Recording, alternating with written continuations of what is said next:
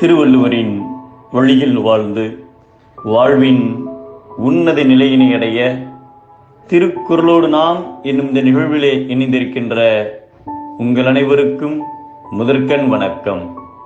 குறள் எண் 208, அதிகாரம் தீவினை அச்சம்.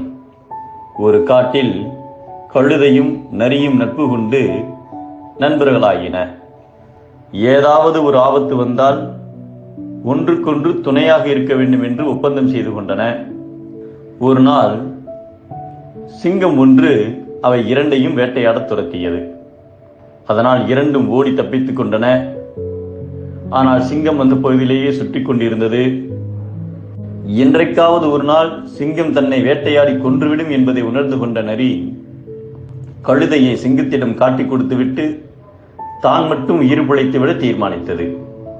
ஒரு நாள் நரி சிங்கத்தை சந்தித்து, காட்டரசரே, நான் ஒரு எளிய பிராணி. என்னை அடித்து தின்பதால் உங்கள் பசி அடங்கிவிடாது.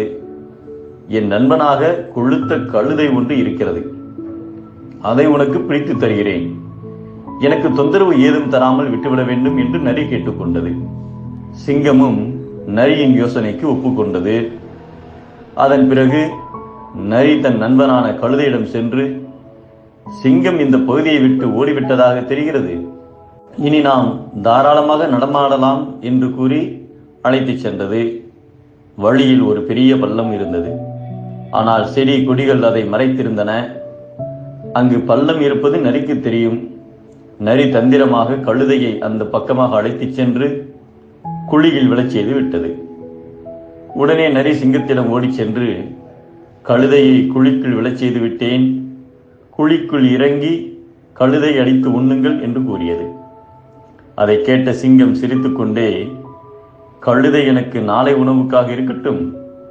நம்பிய நண்பனுக்கு துரோகம் செய்துவிட்டு உயிர் தப்ப நினைக்கும் உன்னை விட்டுவிடக்கூடாது. நாளை என்னையும் என் எதிரிகளுக்கு காட்டிக் கொடுப்பாய்.